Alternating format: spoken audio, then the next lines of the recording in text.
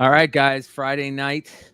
It is another big show, CBSI Hot 10 list with the one and only Ben Stein, of course, Richie Taylor, and the Mighty Mel V.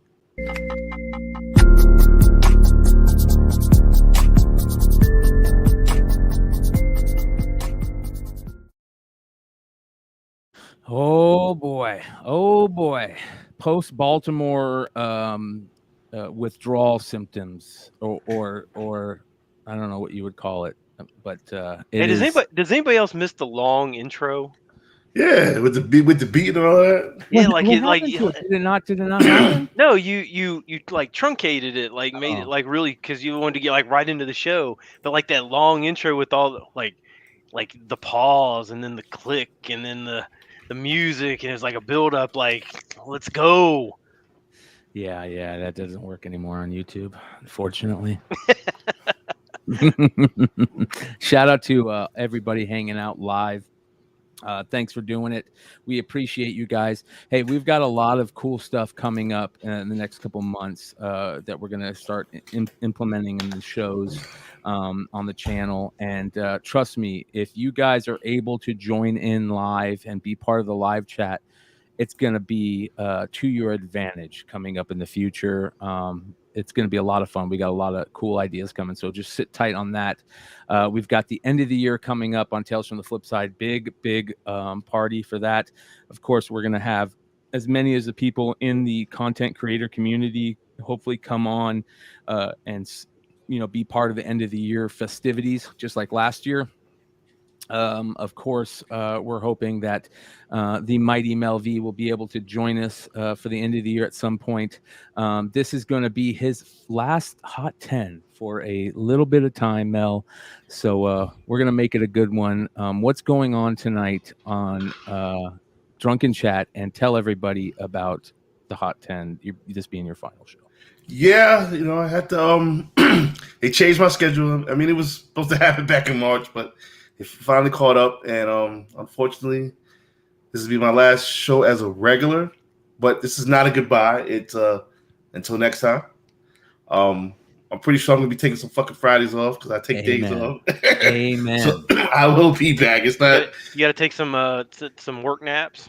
You gotta take some work naps. You know what I'm saying? For the 12, I'm a man. Listen, it's gonna be some sleeping. Yeah.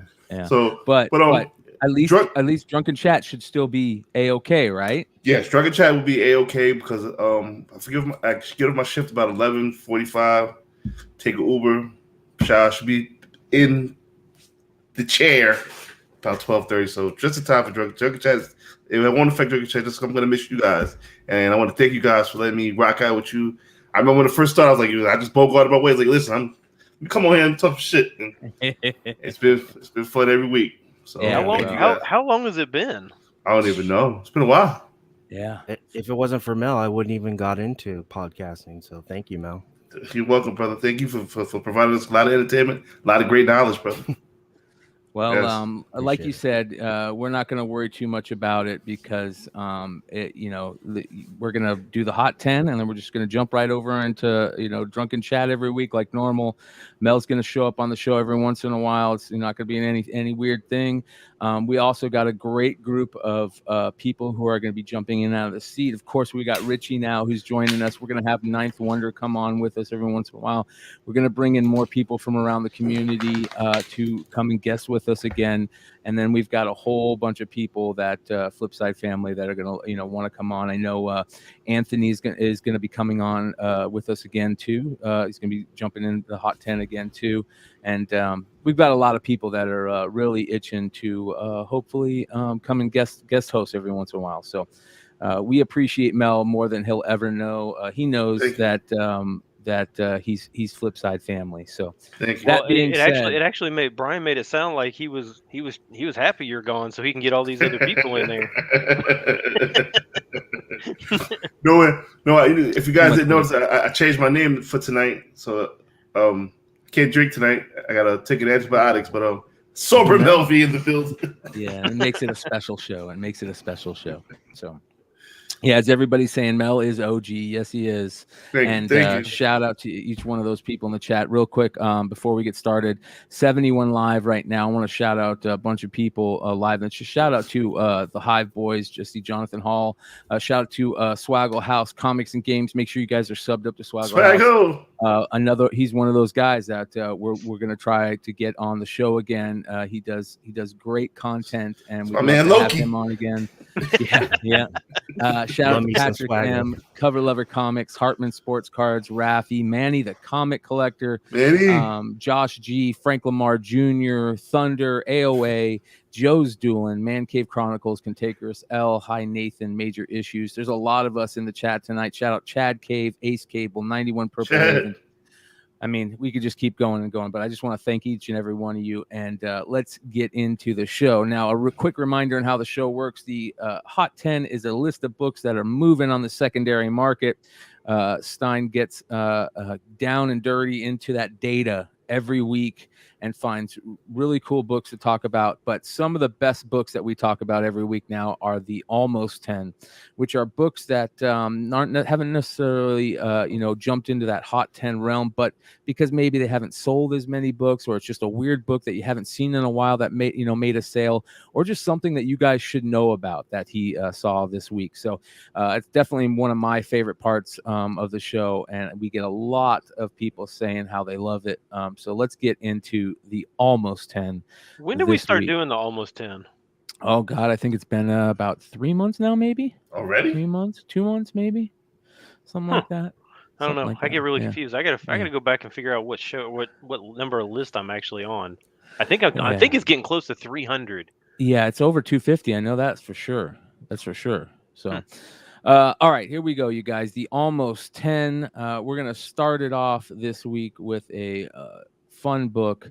I've always talked about Spider-Gwen. I'm a huge fan of Spider-Gwen just because of the character design alone. I think Spider-Gwen was one of the first characters where the character design really just hit me. Like, I love the character design. But this is a great Dale Keown cover. This is the Spider-Gwen #1 4-color Grails variant, and it is selling at a pretty mighty clip right now. $200 raw. 200 raw. What was the 4-color Grail? Wasn't that like a mail box service, shit like that? Yeah, it was like loot box or something like that, but it was way more limited than loot box. Yeah. And then it like went under like completely. So I don't know if they just kept a lot of their variants. Is that what they ended up doing? I don't know. Honestly, it's not the worst business model, to be honest. I would love to know if anybody in the chat was part of the 4-color Grail program, and love to get some of those questions answered. Matter of fact, I would love to reach out to the 4-color Grail people and see what they have to say about some of that stuff, because you're right, that is a pretty cool idea that was done a decent amount ago. With all these exclusives hitting the market, making them a little bit limited seems to help. Yeah, I've always thought that, if I just had like unlimited funds in my bank account, I would get like a really good artist, tell him, look, I want you to do a really good piece. I'm gonna pay you for it. I do a variant, and then nobody would know about it. I wouldn't advertise it. I wouldn't put it for sale on a website, and then just every once in a while, I'd probably bleed a few to a few of my friends or something like that, so that way they would have it, and then just bleed them out like slow. I really think that's what that Ironheart with the coffee shop thing. I really think that's what she's doing. I think she's got a bunch of them. I think she's just bleeding them out slow, and it. I think she just packed them shits in the back, and then when people like me and others started harassing her about it, she's like, you know what? I'm just gonna bleed these out little by little. Yeah, because honestly, the only people really buying those super limited ones are usually people that want it just for their own collection. They're not buying it like, oh, I'm gonna flip this tomorrow. They're like, I want that, and I'm gonna keep that, and because I can't really, it's hard to get. So I don't think it's a terrible business model at all. Yeah. Well, $200 raw for this book is pretty nice. anybody in the chat, let us know if you picked any of these up. All right. I did not. On to 14. Sorry. On to the next almost 10. 14. That's just how I label them. The next almost 10 is one that I absolutely love. Early E-Boss cover, right? And Ant, a character that I talk about quite a bit. This is the early Arcana Ant run. This is Ant number 4, which is kind of interesting here. This is, of course, Eric Ball. How do you say his last name? I think it's Basalgua. Basalgua. So E-Boss is better. There was a period of time where I was collecting E-Boss covers, and I probably have this one sitting somewhere in a box somewhere. I love the Ant series. I love the Mario Gully, J. Scott Campbell's covers. What? I see. I see this a lot. What is this about? Huh? I don't know what it's about. First of all, this is a B cover. This is not like an incentive. It's just a B cover. Yeah. So basically what the story is the creator Mario Gully, basically he was doing time, and he just created this character in prison. Wrote I think he did a full comic in prison, and when he got out, he started pitching it, and he was a good enough artist that Image started like helping him. You know what I mean? Right. They would like they tried to bring Ant over.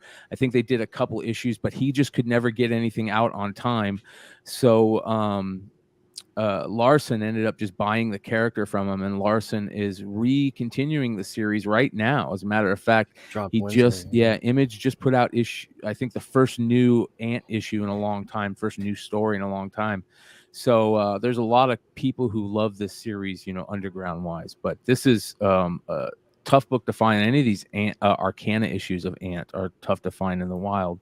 But this one's also selling a nice little clip of $80. Really? Brian, did Eric Larson retcon this story? Is that I don't know if he's retconned anything yet. He was supposed to continue the storyline with Mario Gully at some point. I've talked about this. So there's a really good documentary about Ant and Mario Gully on YouTube. Uncle Nerd Comics or something like that. Really good. He does really cool, like short documentaries about comics and stuff. Great page. I'd love to have him come on the channel one of these times. Cool. But he does a really good documentary about this. Just search Ant Mario Gully comics and you'll find it. It's good stuff. What about Ant number 1? Is that a good pickup? Campbell. There's a couple different ones. The J. Scott Campbell one is. Was she like crawling down a wall or something? No, I think it's an all like black cover, I think, right? There's a different one. There's an RRP that had a all black, and then it was foil, where it said Ant. But the pose is kind of like the Manara Wonder Woman, like. I see a white cover like that. Yeah. There was a couple variations. One white, one black, one foil, one not foil. I think something like that. This just sounds expensive already. God damn it! Yeah. So this is one that's really, really tough to get right here. This is one of the J. Scott Campbell ones. There you go. That's a really tough one to get. Yeah, that's the RP one. Yeah. I really like this one too. This is somebody took that or got that Ant in one of my Stein boxes. See, wow. Of course, I love this one. This is when they went to Image, and I love this one obviously because it's kind of an homage to the Spider-Man. I collect that Spider-Man homage, number ones. Yeah, back then there wasn't many of them as there is now, but this is a cool cover. For some reason, the character just looks cool, right? Yeah, that's why I was always intrigued by the character. I just didn't know what it was about. Yeah, I love the fucking Ant. Code Red, what up? Shout out to Code Red. I also see a couple Flame Brain comics, 78 points of articulation. Shout out to 78 points of articulation. Love that name. Stuff, yeah. Uniform 13. David Samuelson's in the house. Yes, sir. That's my angry old man right there. What up, David? Brian Selden, Esquire, Cooper Hoover, Dwayne Scott. Thank you guys for hanging out. All right, let's get into the next almost 10 issue. Another beautiful, hard to find like cover McFarlane book. This is a weird one right here. This is Total Eclipse #1. What is the deal with this book, Ben? This is just a one shot that Image did put out, and it does have, obviously it has Spawn there on the cover. I think it was some kind of a crossover but it was just a one shot. But yeah, it's not this one. You don't. I mean, I search a lot of back issue bins, and I never see this book ever. So I know the McFarlane stuff. It's amazing, 30 years in that, McFarlane is still as sought after as he was 30 years ago. David, you say you got this signed in 9.8? If that's the case, congrats, man. That's a great book to get signed by McFarlane. It's one of those weird ones. Yeah, for sure. But yeah, this one's selling for like 60 plus.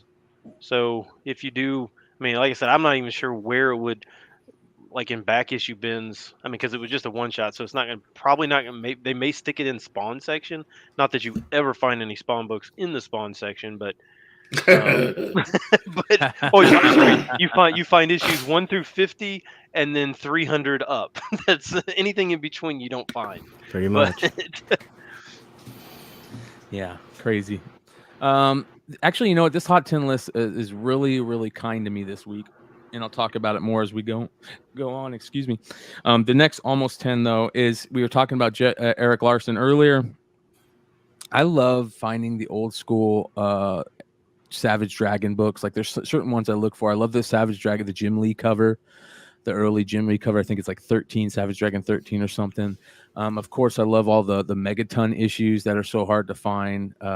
There's also some fanzine issues that are to be on the lookout for early Eric Larson Savage Dragon stuff. But this is a weird one right here. And another reason why Savage Dragon it keeps on running.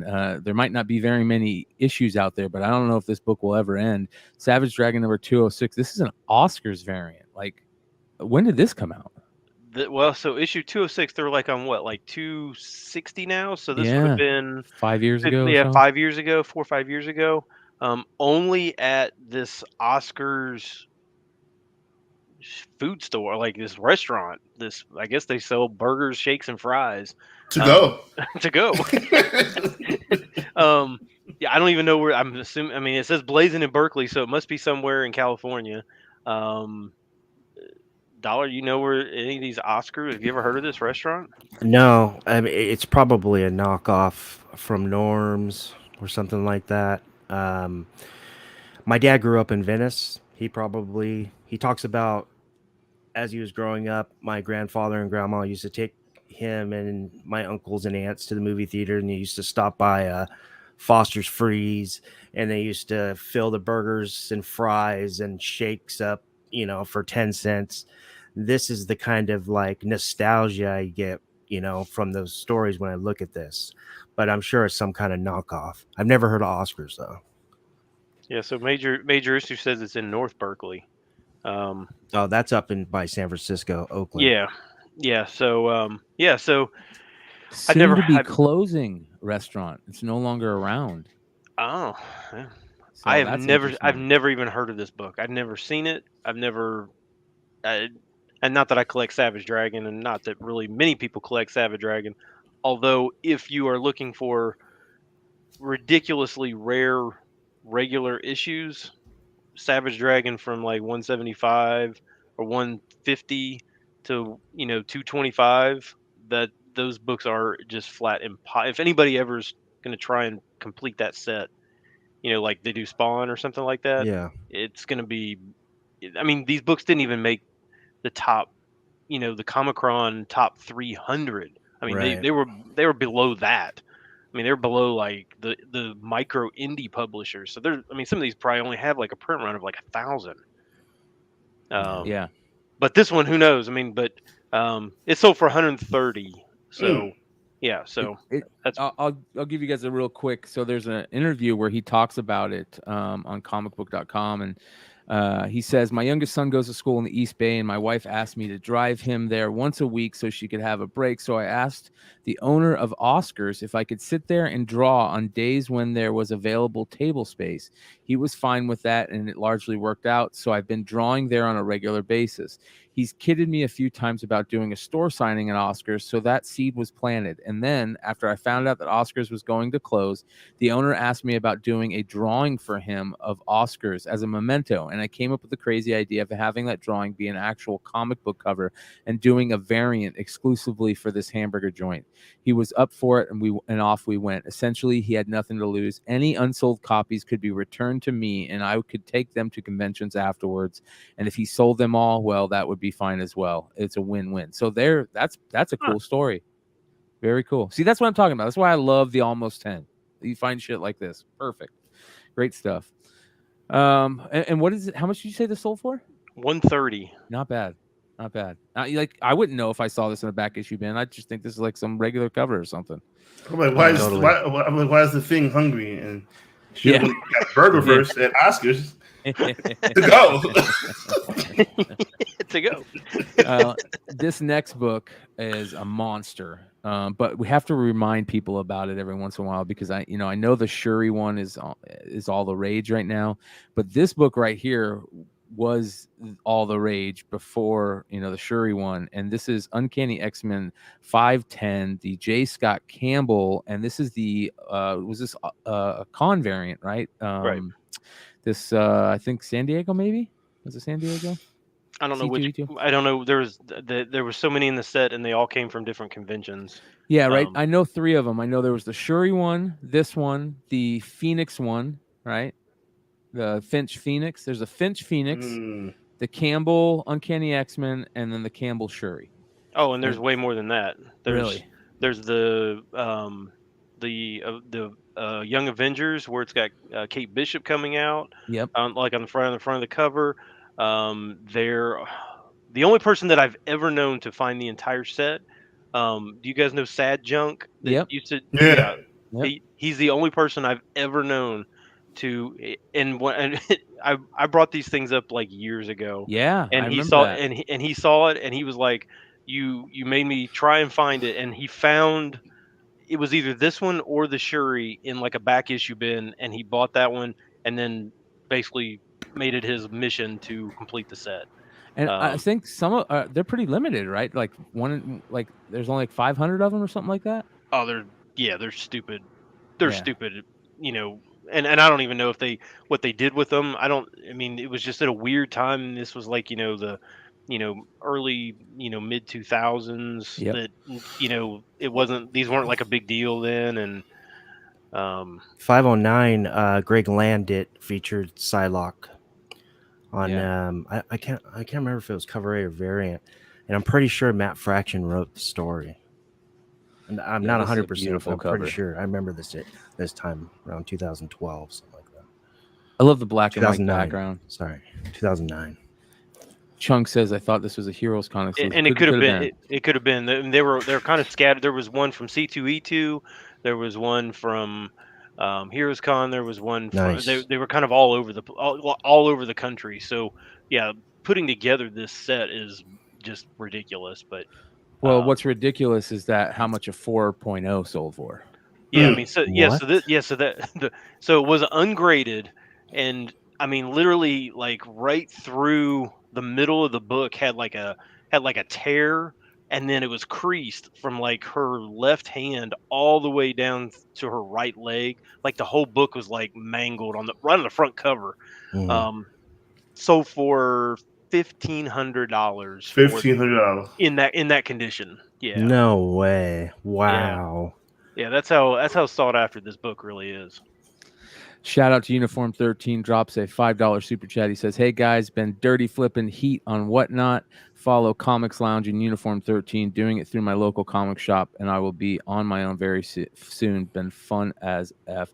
Hey, Uniform 13 brings up something very interesting and something I want to remind everybody. And trust us, we're in no paid promotion with them at all. But I will tell you this right now: there is no better place to buy comics and collectibles right now than Whatnot.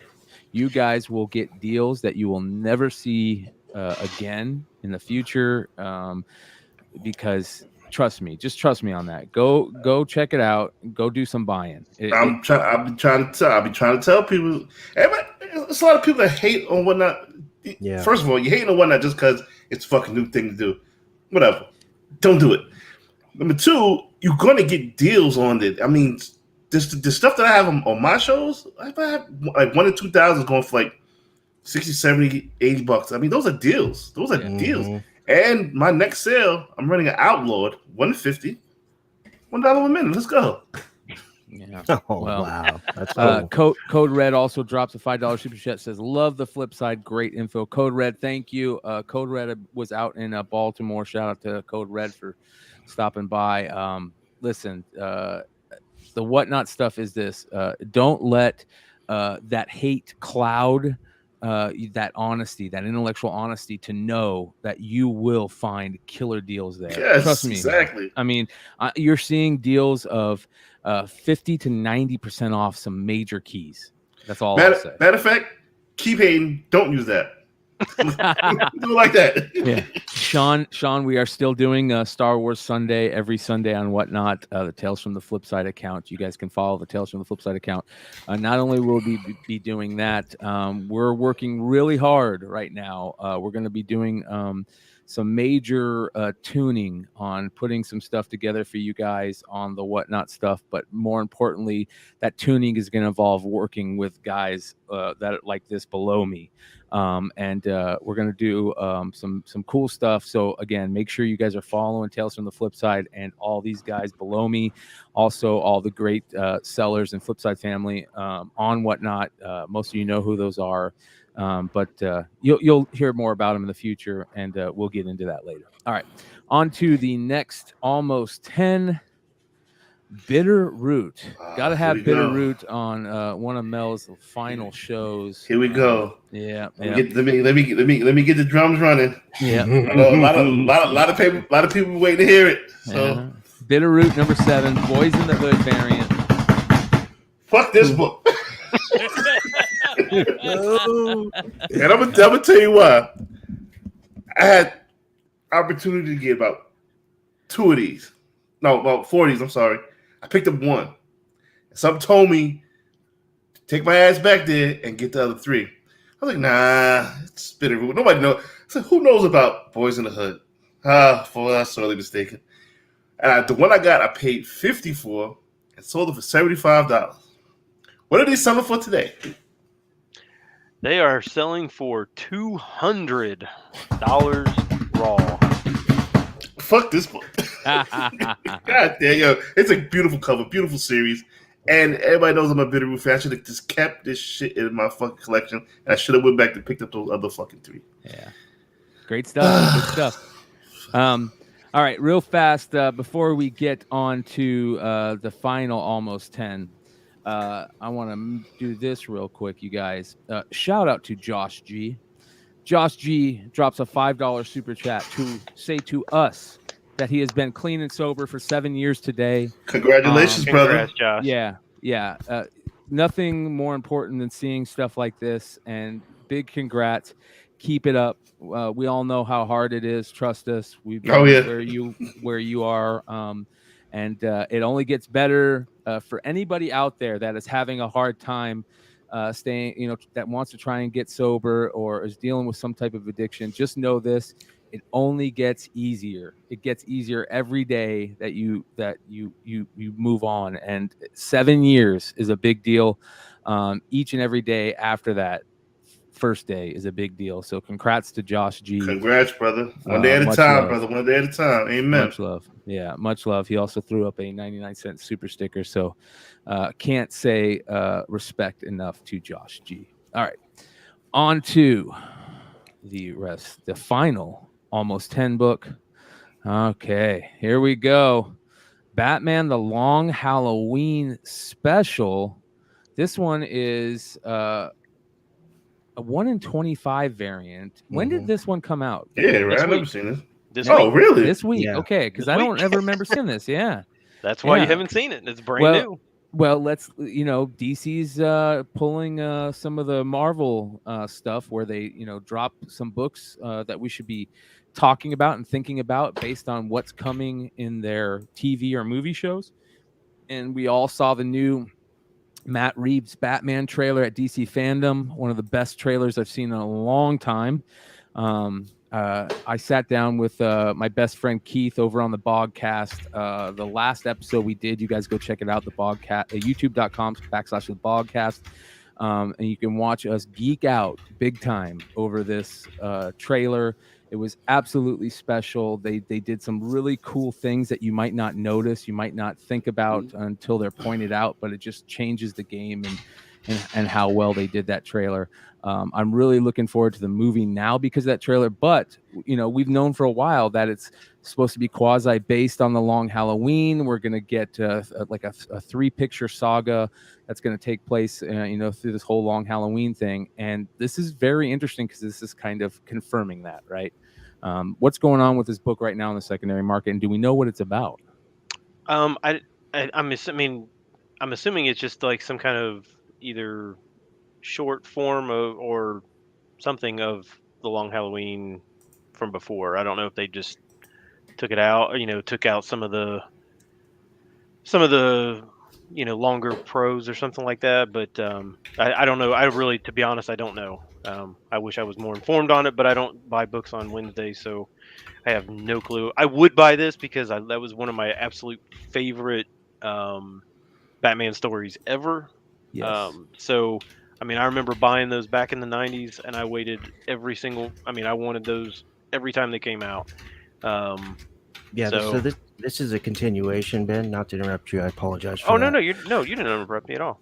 Yeah, this is a continuation. I believe it's a one-shot. I'm pretty sure I ordered this from Lucas. I really hope I didn't change my order at the end, so I have to double check. But anyways, yeah. When I saw this, I think it's a Tim Sale cover. When I saw this pre-ordered, I was like, wow, this thing is definitely going to be hot. And side note about DC, say what you will want or will about DC Comics right now compared to Marvel and a lot of indies, but DC right now is doing some of the best variant artwork I've seen in a long time, and they have some really hot artists, and they are I'm not even talking about the incentives. I'm just talking about the cardstock variants. It's just insane, some of the covers that are coming out of there. I would definitely take a second look at DC, but yeah, this was a great pick. I was actually surprised it didn't make the 10. Yeah, it's only selling for about 30, so it's not like it's selling, significantly above Double ratio type. Yeah, kind of like the there was another like a dual book out of Marvel this week that had something similar. It was a 1 in 25, selling for about 30. It was the Blade something or another. Oh yeah, that one shot, but yeah,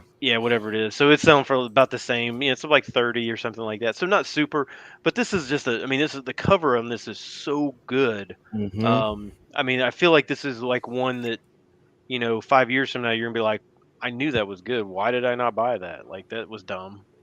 Yeah. No, you're right. You're right. I miss one of the first, I remember buying the Long Halloween Absolute Edition and geeking out over it in the Absolute Edition, and then going out and finding all those singles, just to have in my collection again.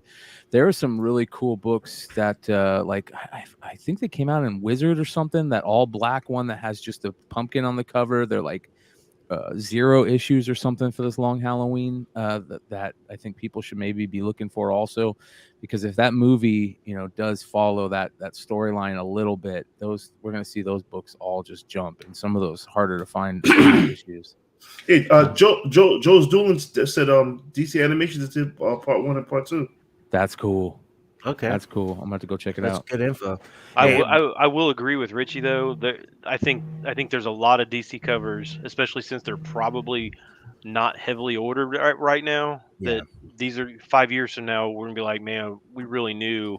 I should have been picking those up when they were $4 and stuff like that. I agree with them 100% there. Based on your logic and the, I guess you could say the, I don't know how you'd put it, but you have this logic about ratios.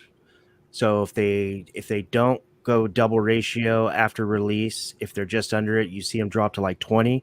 So this didn't hit double ratio because I believe this was a 1 in 25, correct? Correct. So do you believe this could drop down to like 20 or below ratio? It could. I mean, I didn't look to see how many were. It's always weird. Like it kind of depends on how many are available. Like if Mhm. yeah, I mean this could have.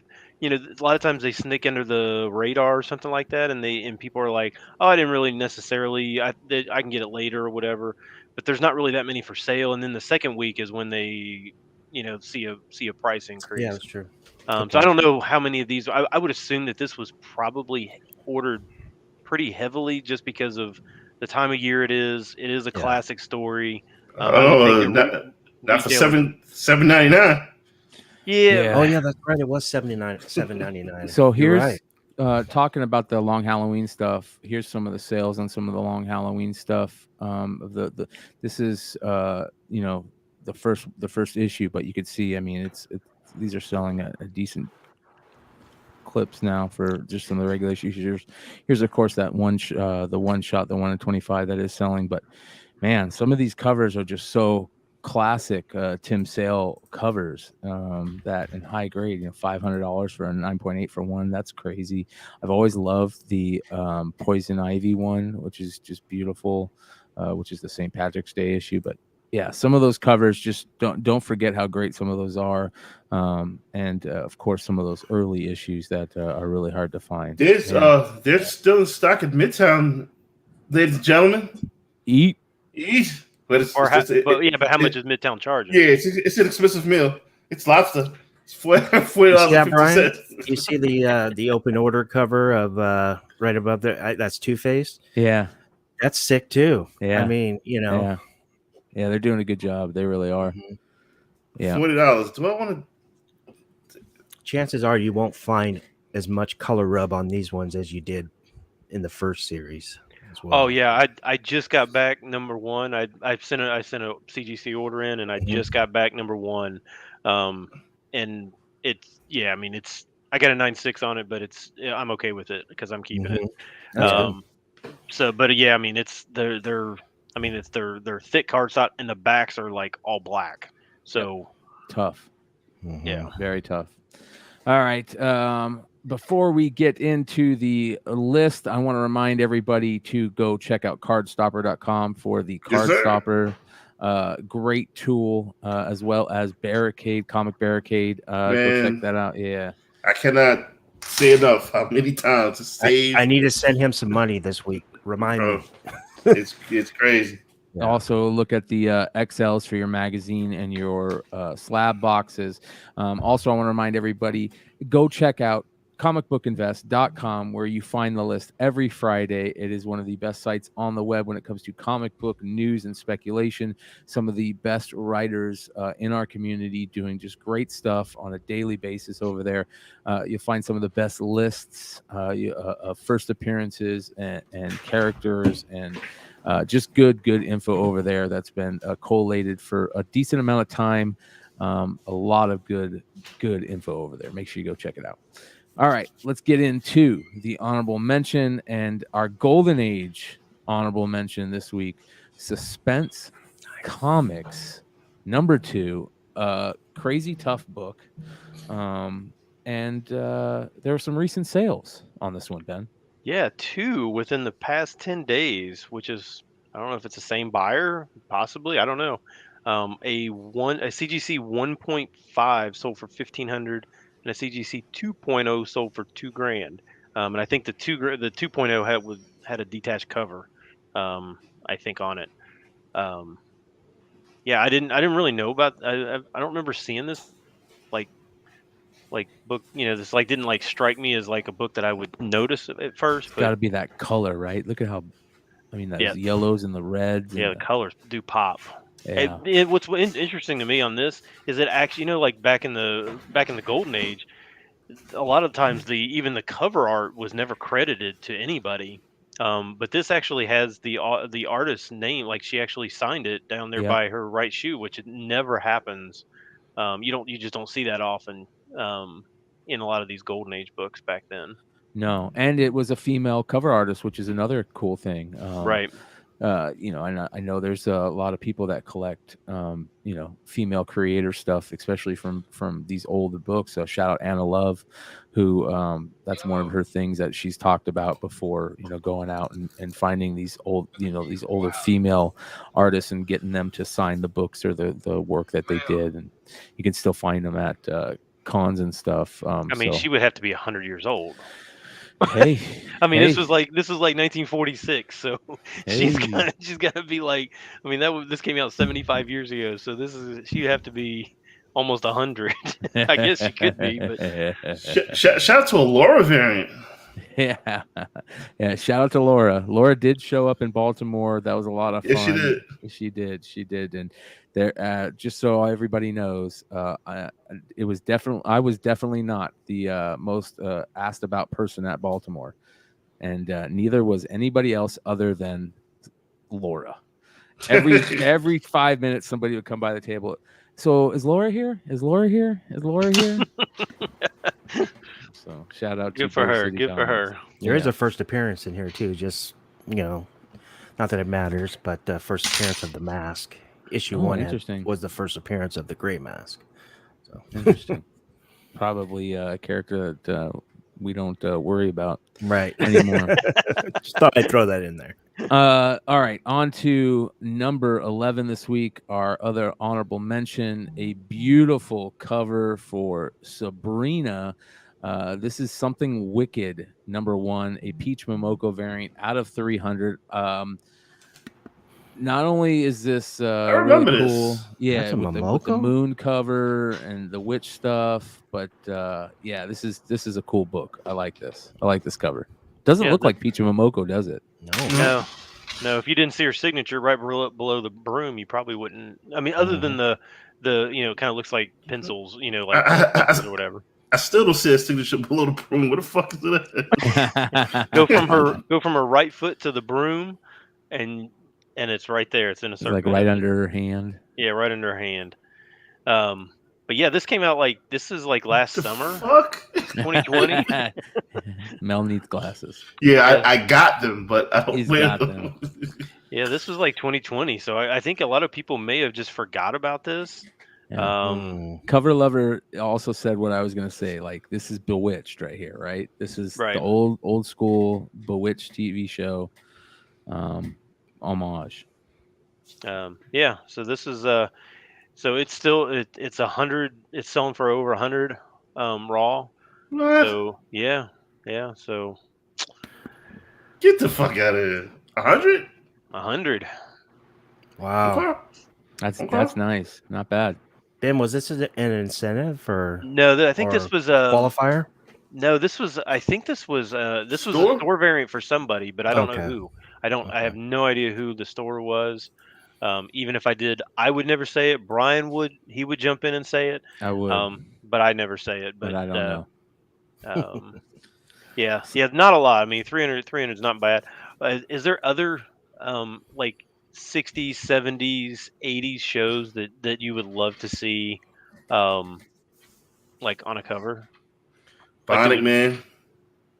Yeah, Bionic Man would be cool. I just want to get a variant of Airwolf. Airwolf. Heck yeah, good call.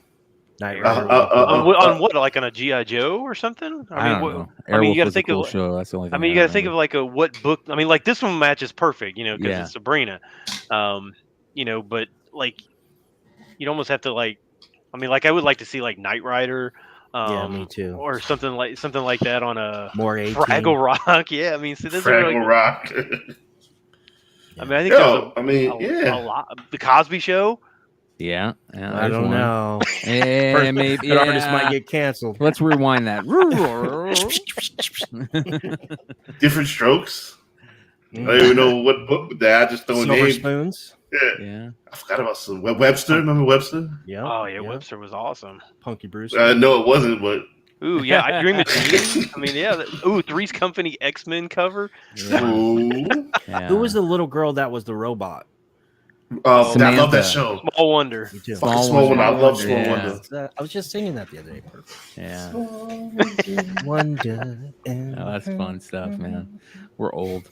All right, Hey, on but to you know, number I think 10. what it shows though is we're the ones spending the money on these things. Yes, 100%. Yes. 100%. All right, on to number 10. Let's start the hot 10, the actual list. And we talked about this. I can't remember if it was on the last hot 10 or if it was another show, but we talked about the rumors about World War Hulk and this stuff, and Planet Hulk is, was the storyline before that, and people are all getting crazy about World War Hulk and stuff. Now are they talking? Is there rumors that it's gonna be Planet Hulk now? I mean, what are we getting on? What are we going here? I thought Planet Hulk was already played off. They already did that. None of You're this stuff's gonna Ragnarok. happen. None of this stuff's gonna happen. Yeah, Damn. but this series, It this ain't. Planet Hulk was a great. It might have been. Pack It might killed it, man. Yeah, it might have did. been. It might have been. World War Hulk might have been good. The all that Silver stuff. Surfer. Yeah. It ain't gonna happen. Hulk is not gonna get a movie. He is not gonna get his own movie. Yeah, he's already had that twice and it's bombed both times. Yeah. Not gonna happen. Yeah, but He's a supporting World character. War Hulk. You can't fuck this up. Oh, you can.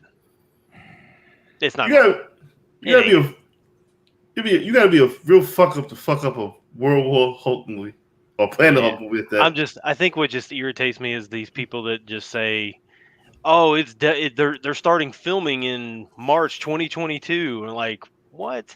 Are you freaking kidding me? They've got like 19 other movies they're doing.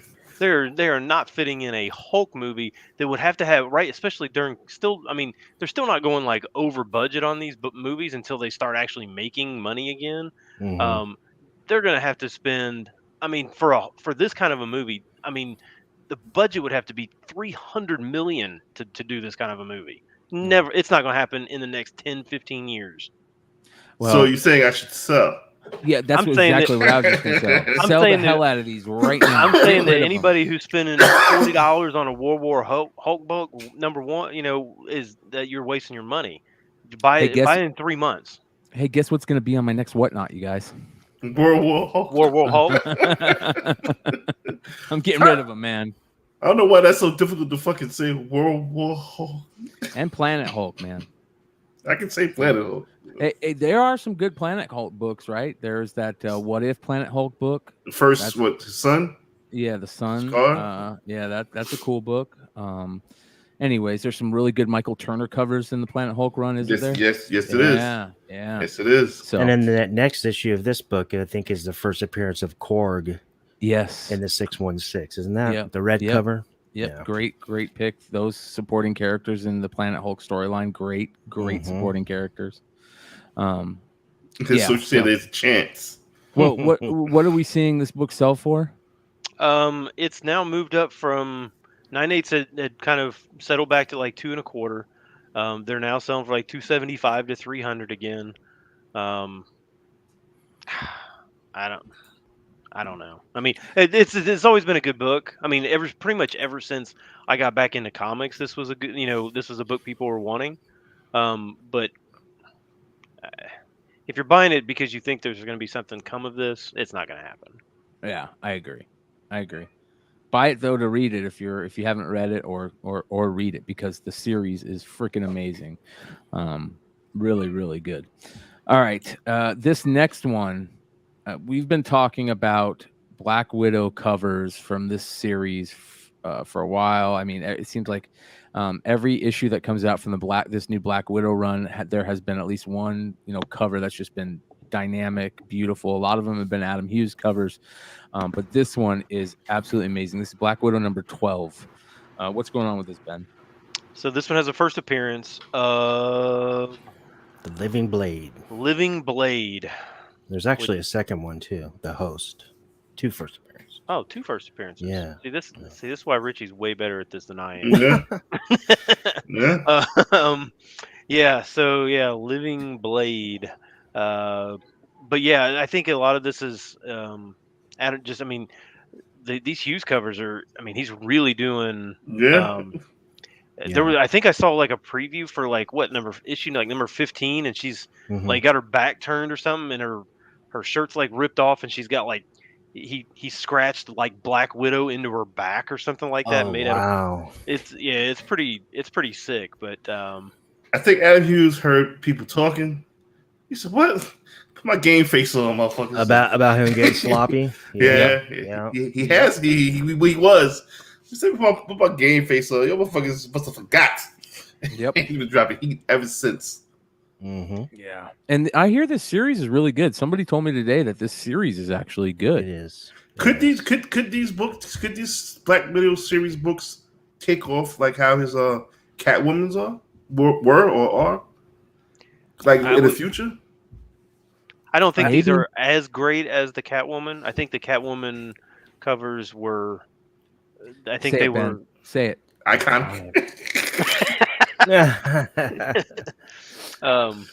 I mean, honestly, of the Catwoman run, you'd be surprised which one's my favorite. It's not actually the Lost cover. It's actually the Zatanna, or she's walking down an alley. I think it's number 50. She's walking down an alley, and Zatanna's on the poster. That's actually my favorite of his run on that. There was one with she's fighting Cheetah, and Cheetah's biting the shit out of her lip. I was like, yeah, that's a good one, man. Okay. I love the all red one too. What is that, 70, I think?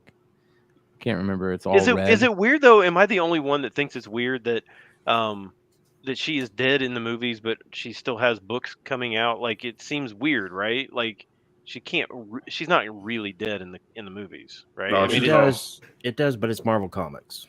Yeah. It is, but I get it, but it's just weird. I mean, like, you see her interacting with all these different, side characters in this, and then they're in the movies, and she's dead. That doesn't make any. Like, I get that they're kind of separate entities, but it just doesn't. I just can't. I don't think she's fully dead. I just don't. Well, the lawsuits will say otherwise. I don't think that's. I still think that was a publicity thing. I could tell you this, Brian. Out of what's been 12 issues now. Of the 12 issues, I think 7 of them. I mean, not only they have dope Hughes covers and whatnot, but there's been some pretty cool first appearances. I mean, all the way down from, issue 2 was the first appearance of Stevie. It was the Black Widow's child. There was, I think it was issue 4 or 5. There was a new Black Widow suit. Issue 6 was that big one that popped for a while. Lucy Nguyen, the protege of Natasha. And then, there was that second print, 1 in 25, that had her first cover on there. Issue 7, there was a brand new villain, the Apogee, so on and so forth. I think this limited series could go down as one that people will be sought after for years. And I don't think there's that many of them. Ladies and gentlemen, that is why we just let Richie talk. Yeah. Just let him go. He drops the knowledge, dude. I'm telling you. Definitely.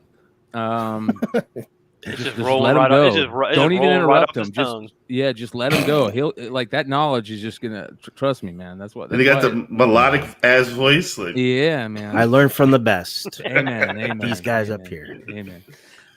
What is this book selling for? This is like 10 to 15. It just came out this week, so not bad. It's just a regular cover. Yeah, that's just the A cover. There is a I think it's either a Linsner or a Jusco variant. That's not selling for near as much. So, Okay. but so that might be a cover that you might want to pick up, just because a lot of times if that first appearance does, the A cover takes off, and then the secondary cover just kind of hangs back, and then all of a sudden people are like, I don't want to spend $40 on the A cover. I'm going to buy that B cover. So that might be something that you kind of look at as well. Yeah, good point. All right, on to number 8. We've been talking about Elsa Bloodstone pretty hot and heavy for the last couple weeks now.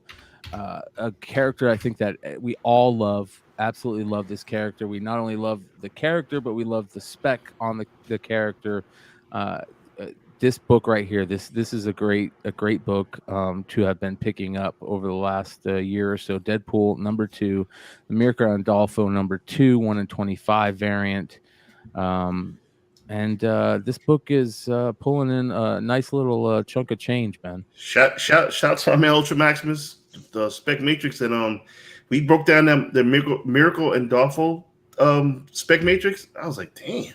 Yeah, got to give credit where badass. credit's due. He was the first, at least that I saw, that was talking about this over a year ago. Yeah. So, Ultra's on point with his shit, but this shit, I had one in a sale, and I think it was good. I thought it was gonna be like $50-$60. That shit went crazy. And what is it selling for now? 9/8. There was two. So this is pretty hard to find. First of all, it's not easy to find. Never Two seen it. 9/8. Yeah, I've never seen it either. I look every time. 2 9/8 sold this week. One for like $350, I believe, and the other one sold for almost 400. That's not bad. So it's definitely on the upswing, and because of the rarity, I really think once, I think it's fairly clear that at some point Elsa's going to be in some kind of capacity. People are going to want covers of her, and she really just doesn't have that many. It's very, very few, especially on these variants. So you don't. I mean, luckily the ones that she does have are all pretty good. They're good covers. So don't sleep on that Future Flight connecting set with Elsa Bloodstone. Out of the Monsters Unleashed. That one's, yes, sir. That one's impossible to find. There's the Land Coppertone homage that's not very easy to find. The other Monsters Unleashed, that's another Land. That was a Land cover. The Coppertone was John Tyler Christopher. So I messed that one up, but yeah, the Land was the Marvel Zombies cover, which is pretty good too. Well, again, speaking of Elsa Bloodstone, she is here we go at number 7, another Elsa Bloodstone book, a book that we've talked about the last couple of weeks also. Next Wave, the Agents of Hate run. Absolutely crazy book when this book first came out. The reason I know is because I read it. I was reading this when it first came out. I was a big Warren Ellis fan back then, and I remember just seeing this book being like, at the time this came out, these were all like second-rate characters that nobody cared about. Even Monica Rambeau at that time, nobody cared about Monica Rambeau at that time. Machine Man. There was a couple characters I think that are new in this, if I remember correctly, but Elsa Bloodstone was kind of new to us then also. And this is her first appearance with the red hair, right? With the red hair. Usually she's blonde. So wait, so the spec on this is she got red hair? No, So the Bloodstone in the miniseries, which I'm definitely not discounting that miniseries at all, is not really the same character as she basically changes. Marvel kind of completely changed her here. She has different hair. She has a totally different origin story. I mean, like everything about her is like completely different here as it was in the 4-issue miniseries that she had. The Bloodstone miniseries. So, yes, it's the same character by name and kind of genre, but it's not really the same character. So while this will never be Bloodstone number 1, if you're buying keys, this is one that you almost have to have. Yeah. Yeah, and usually you could find, if you find this one, you'll find the whole run with it. I've noticed that. I've seen a lot of the whole run. You just find it there. So, and it's a good series. It's a really good series. So, what is this? Agents of Hate. What is this selling for right now? Now this is for a long time this was like a $5 or $10 book. Yep. It is now $50 plus raw. 9/8 are selling for $300 plus. What? Yeah. Mm-hmm. Yeah, and there is a red cover of this director's cut. Yeah, the director's cut. Yeah. That's and you can say what you want about the director's cuts, but I mean, we saw what happened with the Young Avengers 1 director's cut. So I saw one of those for like, I think the guy wanted like $500. No way. Director's cut at the con. Jesus. Of this like, the Young Avengers. Young Avengers. $475, I think he wanted, is what I saw. Did he get it? I don't think so. I don't think so. But still, he had it up for $475. Like, what? Yeah, raw. Well, anyways, Next Wave, Agents of Hate, good stuff. Check out the series. It's a cool. Yeah, read it. It's a very, very interesting read for sure. Yeah. All right. So this next book, number 6 on the list. Listen, this House of Slaughter, number 1. is a massive print run. We all know this. But this House of Slaughter right here that you're looking at is the Chris Sheehan 1 per store variant. I believe it's foil. Is that correct? I don't want to say. I think it's foil. Chat, don't- let me know. You guys will probably know in chat if it's foil, but I'm pretty sure the 1 per store variant is foil. And I would like to see what it looks like in hand if it is, because I think that the colors on this book, that the purple and orange and some type of foil would look gorgeous. Absolutely gorgeous. That would mean there would be 2 foils in the 1 per store. Really? Yeah, because there was actually a foil that was cheaper. I mean, Okay. I remember seeing it on Midtown for like $10 or something like that. Interesting. So. Well, other than that, the fact that if this is foil, it could look amazing. I'm staying away from the House of Slaughter stuff. Too much of it. I feel you. Wait till issue 2, 3, 4. I mean, I get. I mean, I said the same. Someone's killing the kids. What about kid? I'm getting 5. Killing the kids. Well, this is the Virgin, right? The 1 per store Virgin. Yeah. Right. Okay. So, yeah. So I did see these at Midtown. I think they were like $45, and they sold out fast. Yeah, and there was a ton of sales on this. I know that there's a couple like really really rare. It's either store variants or I'm not really sure exactly what they are, but this one obviously, because it's right in that price point that people are like, yeah, I can spend $30 or $40, and still get something that's way rarer than the A cover or honestly any of the other covers that are out there. So I guess if it's 1 per store, that still would put that print run probably 2,500, 3,000, something like that. So it's still not like crazy rare or anything like that. But 30 or 40 is still decent for a book that people are only buying just because they could buy the A cover anytime they want, probably for the next 10 years. Yeah, for sure. Yeah. Well, I wonder if it was returnable. That's a great question. I don't think so. I think Berserker was, but this isn't. Okay. Yeah. Yeah. Doesn't Boom though normally do like they have their stuff they did. is fully returnable? I thought they did, but I am pretty sure Eat the Rich 1 was not returnable, and that was I believe that was a Boom title too. So, John's box of comments says, "How many prints does this go?" I don't know, man. There's 5. The print run on this thing is close to 500,000 for House of Slaughter #1. So that's this. Brian, there's also the local comic shop day second print that's coming out. And 100,000 exclusives. Yeah. Wait. Issue 2 too. Whoa. They're doing a second print, a local comic shop day thing? Yeah, I believe it's a local comic shop day for issue number. I know there's one for issue 2. I believe there's one for the second print issue 1. I have to double check that, but I saw it. Are they going to be free? No, I ordered 10 and 10 from Lucas, so we'll see what happens. Crazy, because I don't know, man. Fedor, shout out to Fedor, who says, I recently got back into comics. I'm thinking of buying a 1 in 200 ratio. It's a sketch cover. Sketches are new to me. Do they hold or have long-term potential now and in the future? What do you guys think? Wait, just hold. Just wait it out. They're going to be giving these away with fucking candy and cigarettes in about a month.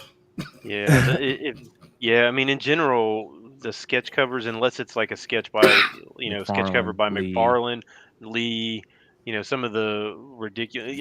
Honestly, even the Campbell ones don't sell much. They sell less than the color versions. So it's if you're spending big money on it, it's probably not the greatest investment. And I also want to say thanks to Fedor for asking that question, because that is a great point, or a great thing that we want to do more on this channel. Shout out to the guys, the Modern Playbook guys, and Chris Colbert and Aaron Yee, who are doing a really good job over there. And on one of their last episodes, they talk about showing respect to the new collectors that are coming into this hobby, and giving them information on things that they might not know, saving them some hassle and some heartburn. So questions like that sometimes in different communities sometimes get a little bit too much hate, and we're going to do our best not to do that. Any new collectors out there, questions, keep them coming, and we'll do our best to help you in the future. And also, I want to remind everybody, if you are a new collector, keep an eye on the Modern Playbook guys, who are going to start doing cool little segments about things to help new collectors in the hobby and what to do. I'm going to tell you a tip right now. If you're at a show, don't ask the person that's digging in the box if this book is going to go up in value. It happened to me in New York. Because, hey, you think this will go up in value? What? Yeah. Bro, I don't know, man. I'm not a psychic. Yeah. There's Don't do that. there's a lot of inside baseball when it comes to comics, and we'll try and teach it to you. That's an important thing. That's the first lesson right there. Don't do that. I wanted don't to ask add if there's anything good in there. I won't drop before we move on, Brian. The local comic shop day, the second print, and then the issue number 2 that's coming out. Those are Jay Lee covers. I believe they're Jay Lee covers, and then one's like a sketch and one's like a color. So yeah, I saw a lot of those Jay Lee covers. Those Something Is Killing the Children Jay Lee covers at the con. Oh, you did? Yeah. Okay. Yeah. So, all right, on to number 5 this week. Did we say how much this is selling for? 45? 30 to 40. Yeah, 30 to 40. That's not bad for a one per store. Yeah. All right, on to number 5 this week.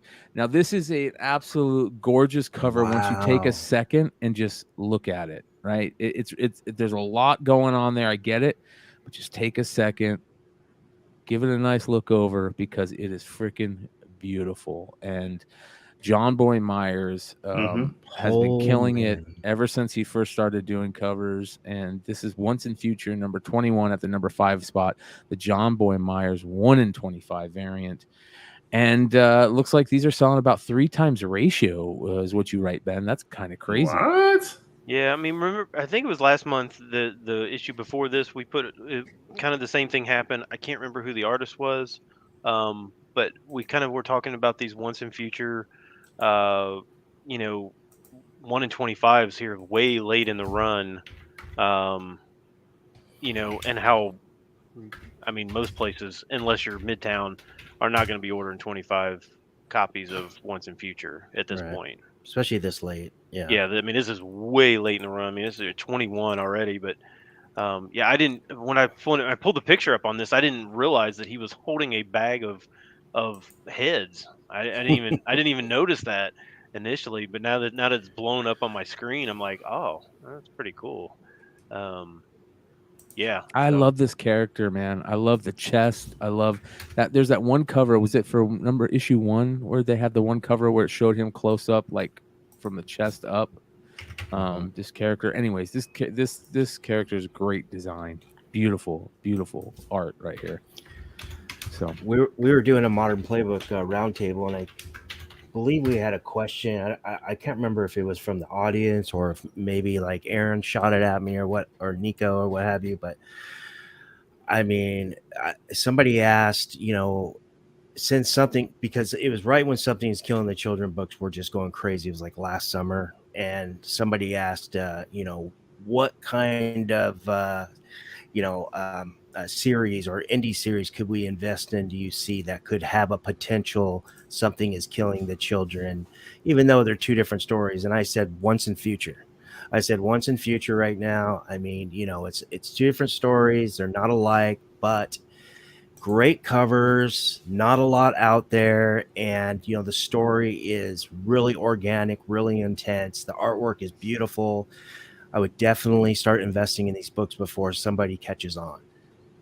So. Yeah. Great point. What about Wind? Yeah, I mean, that's a Tinian as well. I have a few of those Momoko 1 in 25s for issue 1. Mm-hmm. What is this selling for? 79 3 times ratio. Yeah, 3 times ratio. Yeah, 75. Beautiful. This is a crazy cover. Yeah, so much going on, man, and that's why I'm saying, like, if you take just a second to just kind of take a look at everything, it just gets better and better. Absolutely gorgeous. I love for some reason I've always loved like that. Like when I was a kid and used to hear stories about them finding like pieces of amber with like a bug stuck in it. You know what I mean? Like the Jurassic Park type shit. And I always loved that type of thing. And that's what it reminds me of, like his chest like that with that gold. And it just looks badass, man. Really cool. I like the fact that he's holding, the heads, but they all have crowns. So he basically took out a bunch of kings. Yeah. Yeah. So this is is this a play on, if I remember, this whole thing's a play on like British folk tales, right? Like old school what is the word? Not Norman, but pre-Norman, like history type stuff, like the Green Knight type stuff. Is that correct? Yes. Chat limit. Yeah. Okay. Very cool. I love stuff like that. I'm gonna have to check it out. I'm gonna definitely go. Yeah, Arthurian. Yeah. Shout out to JJ. Shout out JJ Maxwell, Double J's Good Comics. call. Yeah. Good stuff. All right. Let's get on to number 4. Now, this one is a weird one, but I was seeing a lot of people talk about this. We kind of give AWA Upshot, a little bit of a shot here and there, but Old Haunts number 1. This one right here is getting a lot of love because I guess there's news about it being optioned. Yeah, so apparently the news actually came out a little while, and it wasn't new or anything like that. But it's not.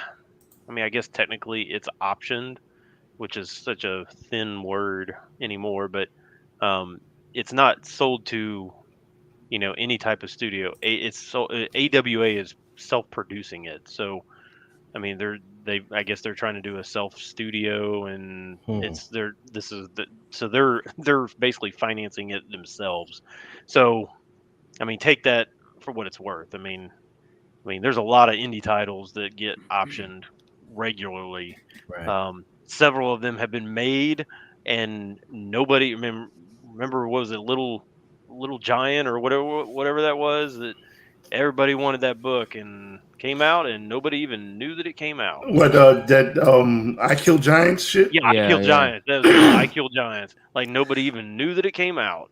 I read it. I read the story. It was cool. I watched the movie. It was not cool.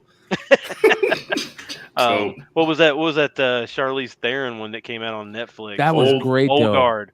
It might have been a been good job in the movie, but it yeah. didn't see a bump in the book. Yeah. There's been a lot of those, Ben. I'm glad you brought that up. There was one I just saw. It's blank in my mind, but the one that comes off the top of my head is that show that was on AMC, Nosferatu. Yeah. So yeah, that was what was that? What was that book? It was the Joe Hill book, right? Yeah, the Joe Hill book. Yeah. Yeah. So I mean, what about Lock and Key? Even Lock and Key's got a second season out. I just watched it. So good. Yeah, is anybody even talking about the second season of that? I like the first season. And that comic has always been a dandy of the for comic sure readers. Yeah. So, Empty Man. Don't even get me started on the Empty Man. Yeah, I guess when you start saying, oh, I'm going to spend, this book was like basically this came out last year, or it's not new. And basically nobody was buying it at any price. There was no sales at all. And then someone mentions it and says, oh, it's optioned. And then all of a sudden it's selling for $30.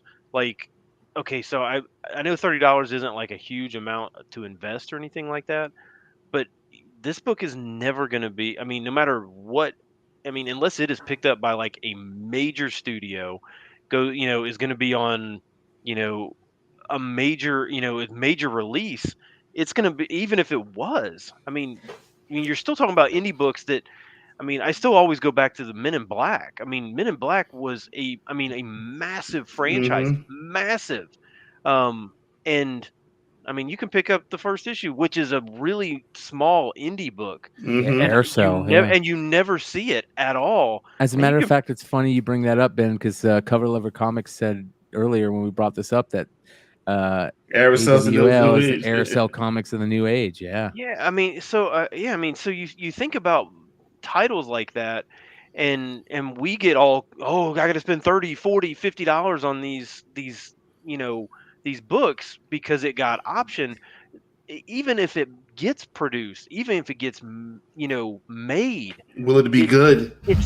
even if it is good, Even if it is good, I like, mean, it really makes no difference, because when it all comes down to it, when you're talking about movies and those type of things, it's DC and Marvel, because they have a history. Those characters have 40 years of history. These characters have no history. I mean, this is this was made last year. It has no history to carry those things, beyond a movie. And then even if there was a sequel or a second sequel, or like in Men in Black, I mean, there's been 4 movies. yeah, And it doesn't carry, that into comic collecting. So I I really caution. I mean, I put them on the list because, I mean, like I said, it went from no sales at all, to selling for $30. It's great. The cover is awesome. I love the cover of this is magnificent. The story sounds really good, um, but as far as an investment, I don't see it. I can't possibly wrap my head around it. There's basically no precedent for stuff like this to ever carry over into long term investing. yeah. Double G nailed it right again. It's like It's not. it's like my friend Kevin says, short trip or long flip. This is a short trip right here. Yeah. So Well, all right. On to the next book. We've got the top 3 to come, ladies and gentlemen. So I want to remind everybody immediately following this, jump on over to Drunken Chat on the Mighty Mel V channel.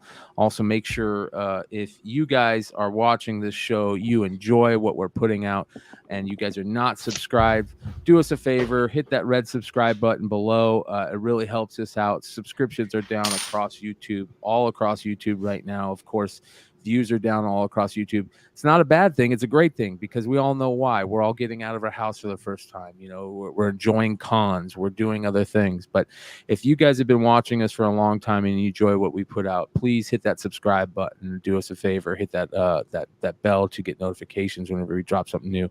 We're putting out amazing, great content made by collectors, for people like you, and hopefully you guys are enjoying it. All right, on to number 3 this week. Now, this is the book that I've been waiting to talk about all day. This is one of my favorite books, and people are going to crap out on me. It has nothing to do with the reason why it's on the list, and we'll get into that in a second. But I remember during this time period searching out all the Apocalypse 12 books. You remember the Apocalypse 12 storyline that was going on?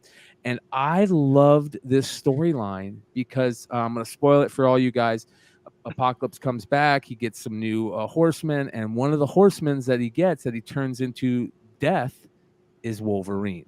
And this storyline, the pre and post Apocalypse 12 storyline, people were just eating it up, and it was really good at the time. That's why I'm a huge Apocalypse fan. I always love the character of Apocalypse and his horseman and how he changes his horseman. I love finding the issues where Hulk is a horseman, which is around the same time.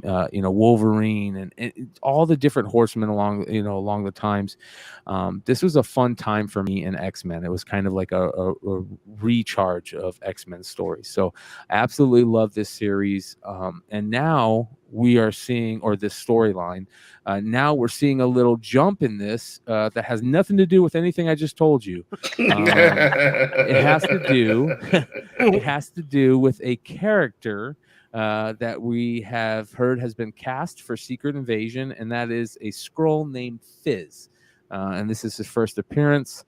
Of course, you have Talos, who we've already been introduced to in the MCU. But like you say, Ben, that Talos first appearance is only a $12 book, and why would you pay $20 for this? So Yeah, I mean, I know I saw the like people were saying, because this character's been supposedly been cast again. I'm not vouching for what anybody said. Um, that this is going to be able to tie in with the X-Men, and bring the X-Men to the MCU, and I doubt that. But I can't. But even still, I mean, it's still just a Skrull that nobody's ever heard of. Um, uh, I mean, why Well, would you pay? somebody did. There is something cool about this issue, and I'm sure Richie, is all over this. But someone asked if there is a big comic book collector asked, "Is there a newsstand for this issue?" And Yes, not there only is is. there a newsstand for this issue, there's something really special with this issue that I would love to talk to you guys about it if you know anything about. There's a 249 issue. Yeah, On that's this.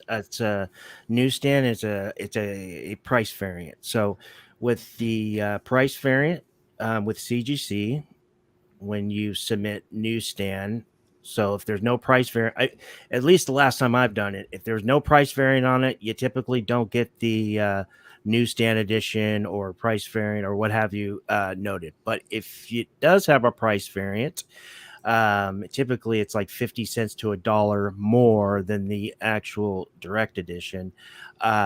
Then they typically will note it on the label when you submit Well, it. I didn't know that they had, we all know about the 35-cent price variants and that type of stuff and the different look of those old books. I didn't know that they had something similar back in, the, what is this, early 2000s, I think This this is came out, late 99, I 90s, believe. late 90s. Yeah. Yeah. So I didn't know that they had a similar type price variant on those newer books. This is the first time I've ever heard of a $2.49 price variant on these books. I could tell you New Avengers number 11, the first Echo as Mhm. Ronin.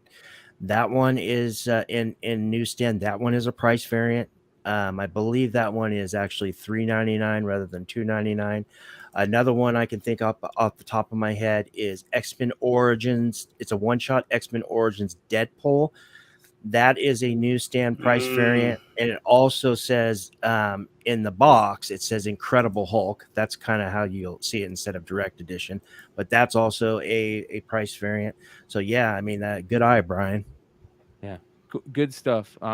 Finding out this information, that's the important thing. And again, you guys, like I'm telling you, the Apocalypse 12 run was, or 12 storyline was such a cool storyline back in the day. It was also one of the first times I remember hearing about variant covers, because they did Apocalypse 12 variant covers for the X-Men issues of that storyline, which are pretty cool.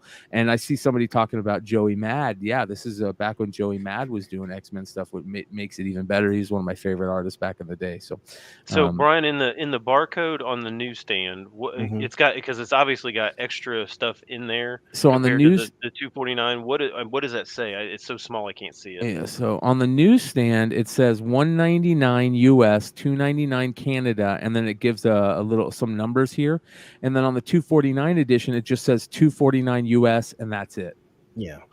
So it's just a That's price weird. variant. It didn't go to Canada. yeah, here That's you go. That's a weird.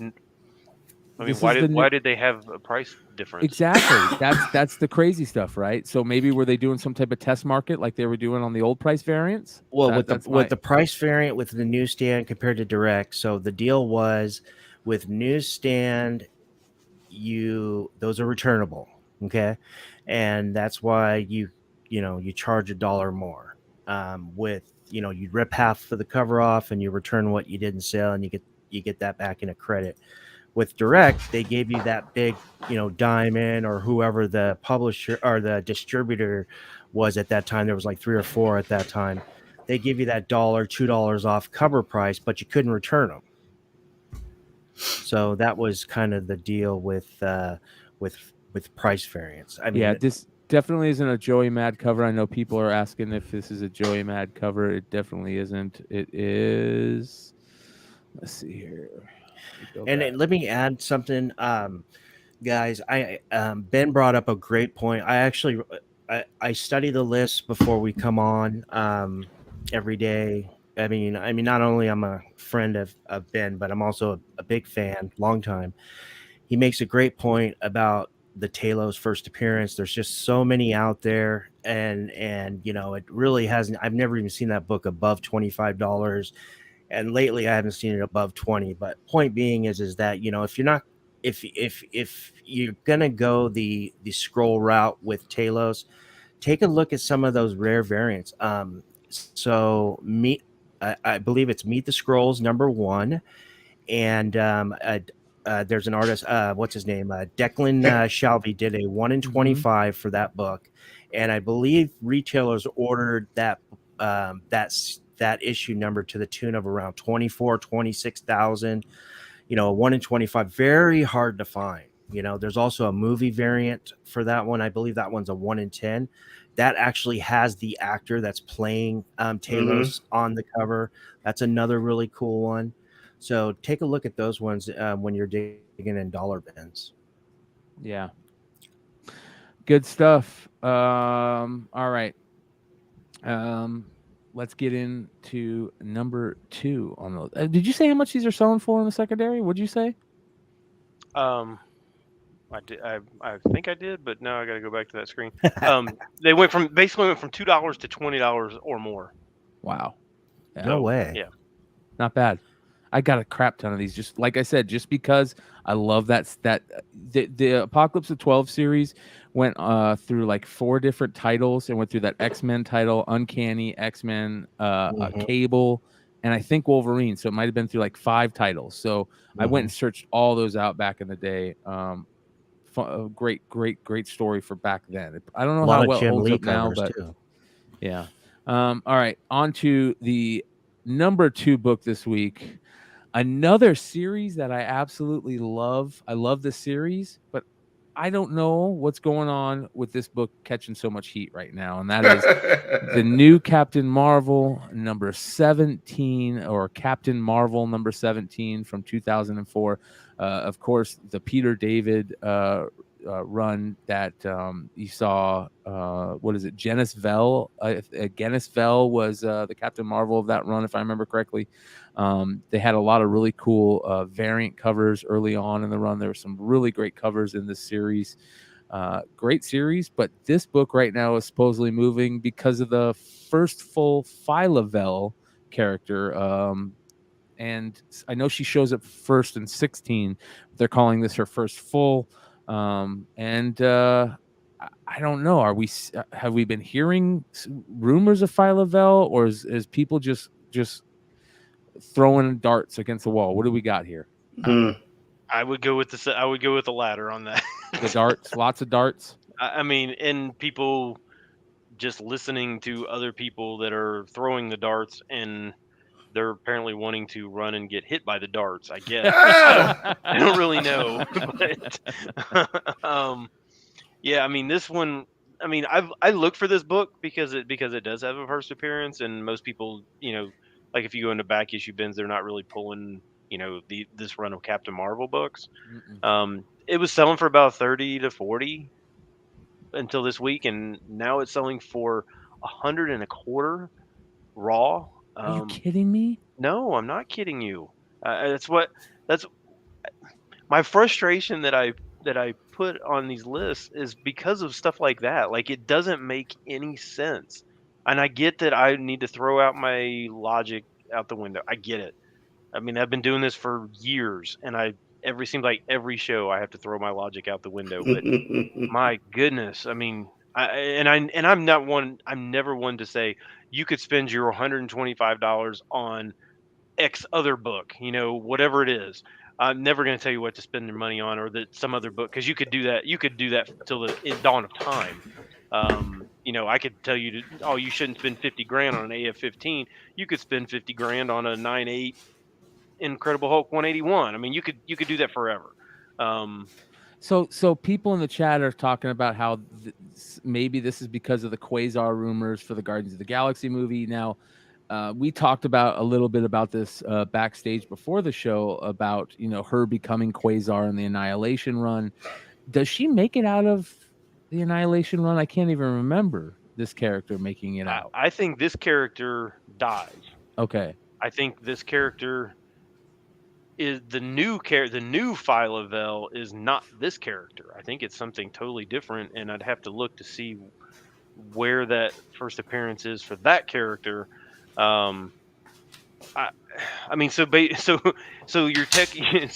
what people are doing are now extrapolating rumors of Quasar and then going down that rabbit hole to find additional rumors for this character. Yeah. I mean, that's how layered this stuff is, and it still all comes back to, at best, this is a C character. I mean, this is not a high level character at all. Yeah. Well,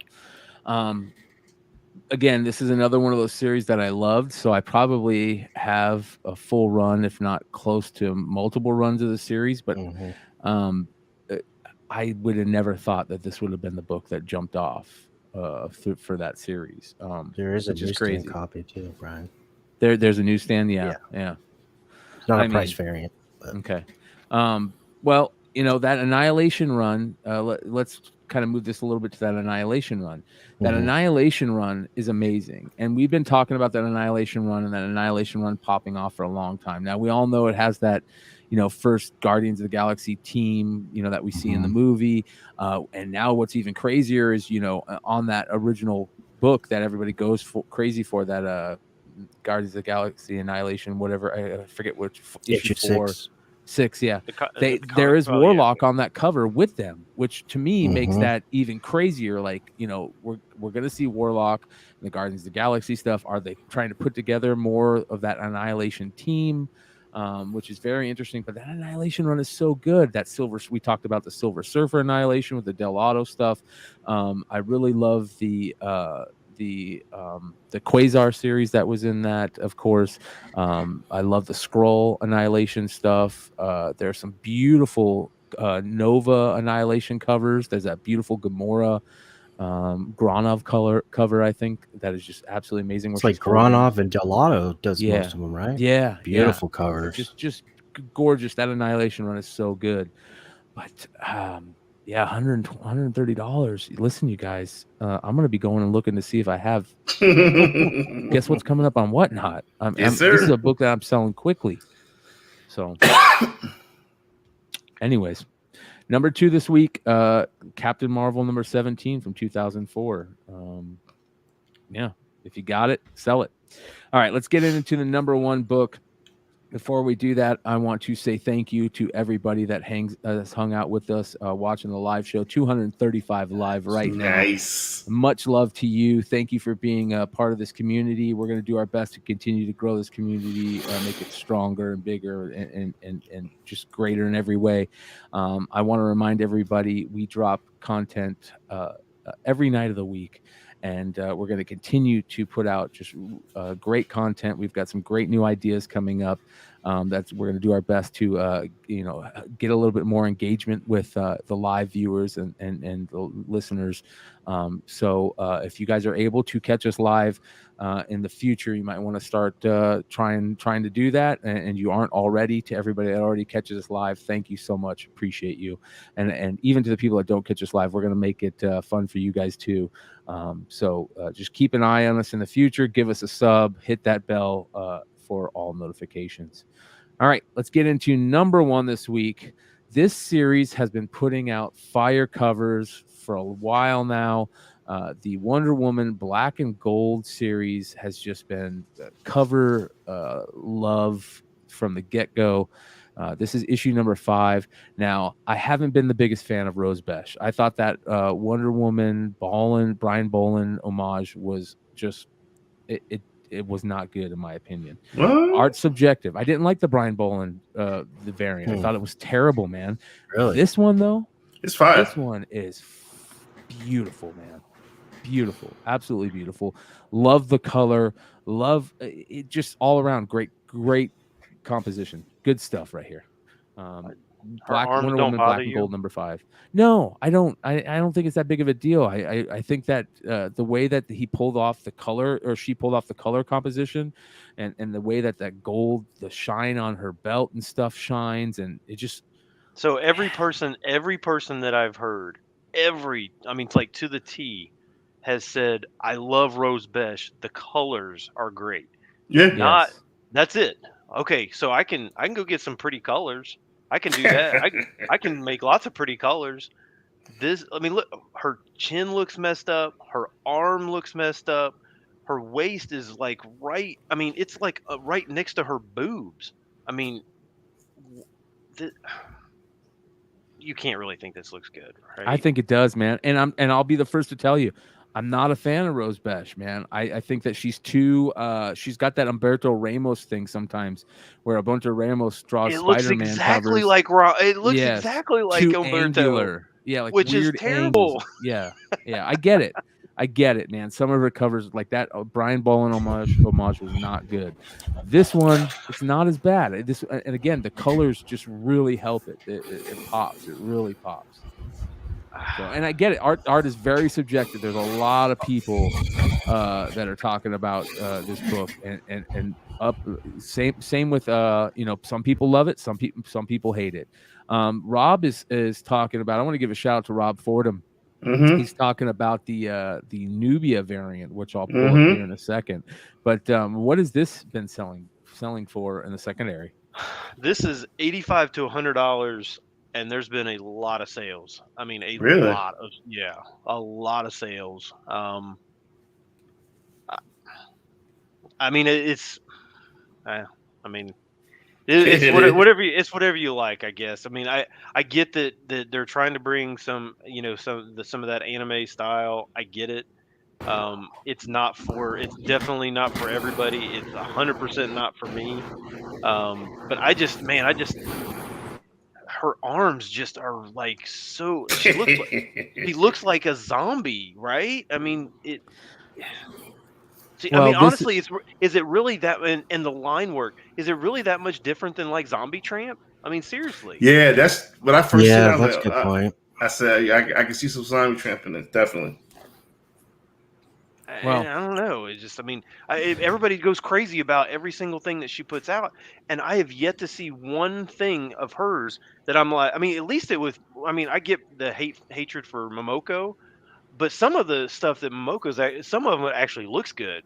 I mean, she's put out some decent, like when she puts her, time into it, it looks good. This all looks just like, and then they trace it like in that super dark outline that it just like magnifies all the. I mean, it just looks like, oh gosh, look at her arm. It doesn't blend into anything. I don't know. I like Rose Besh. I haven't seen a bad cover yet. and you're right. It was an acquired taste, and the gentleman right above me, he's the one that called it before. That Spider Woman. I was like, Spider Woman, right? It was on fire. FOC, and he was all over it. And I thought honestly he was drinking, and I think it was like 9 in the morning. I was like, okay, maybe we need an intervention with Mel. Okay, but no. Long story short, next thing you know, it was an acquired taste. Now I'm all over everything. There was I bought those. They did a exclusive cover set for her where it was one was Miles and another one was Spider-Gwen, I think. Yeah. And when I saw them in hand, I was just like, oh my god, these are bad. These are so bad. They almost look like 8-bit. Yeah, they almost look like 8-bit covers. This though, I think this is much better. Much better than anything she's ever done, in my opinion. What was that Nubia hitting for? So shout out again to Robert Fordham. So he talked about the Nubia Sway art cover. Here's that cover right here. Absolutely gorgeous, beautiful. I mean, sure yeah, that art is damn good. And I want to tell everybody about the best pickup at Baltimore Comic-Con this year. The best pickup at Baltimore Comic-Con this year was by Robert Fordham. If you guys don't know Rob or you don't follow Rob is a big foreign comics guy, but he also PC collector of this character Nubia, in which Wonder Woman, I think, was it 206 or 207? One of the Rob's going to kill me in the chat. But the first appearance of Nubia is a book that he searches for. He's put together the whole foreign set of that book, and he picked up a double cover of that Wonder Woman issue at Baltimore. Yeah, 206. Wow. Did the seller know it was a double cover? Yeah. Rob had been the story Rob tells. You could find it on our episode that we did on Wednesday, the Baltimore recap. But Rob tells the story. I won't give it away, but it's a lot of fun. Go watch that episode. You'll see Rob talk about it. We get a little bit more into but he also picked up a piece of art that was Rob had probably the best Baltimore trip out of any of us. So based on pickups alone. So Rob was the first person I ever heard talk about the foreign books. So to me, he's the godfather of foreign. So yeah, and he's a good dude. Very yes, he good is. dude. Very Yes, good he dude. is. So, well, number one, there's your Rose Besh. Hate it or love it, it's making some people some money. And if you got one, I say sell it. I don't think there's a book on this list that at this point I say hold. So maybe if you get that Once and Future John Boy Myers, yeah, maybe that one for a lower price, yeah, that might be one. I only thinking long term. Like I think the Something Is Killing the Children vibe, or like like how those variants were, how Creep. the call and stuff Yeah. just went through the roof. I think if that series ever saw that kind of increase, those books would be just the cover B on the Nubia is dope. Selling well. Yeah. I'm not surprised. Yeah, I'm not surprised at all.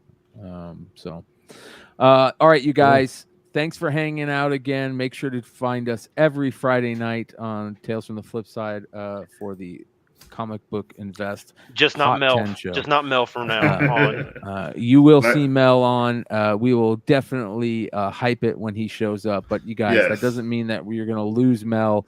You can find him every week over at the Mighty Mel V channel for Drunken Chat. And as a matter of fact, you can find him over there right now, immediately following that. Anything planned for tonight, brother? No. Lots of fun. That makes it even better, you guys. You never know what's going to happen on Drunken Chat on days like that. So, hey, you guys, some of the best collectors, speculators, and just people that give you great information you're going to find on Tales from the Flipside. We've got 3 of them on the show tonight. Make sure you guys give a follow to each and every one of these guys. You can find them on IG, whatnot, all the social media sites. You can also find them here on Tales from the Flipside every week. Thanks for hanging out, and we will see you guys next time. Peace. See you.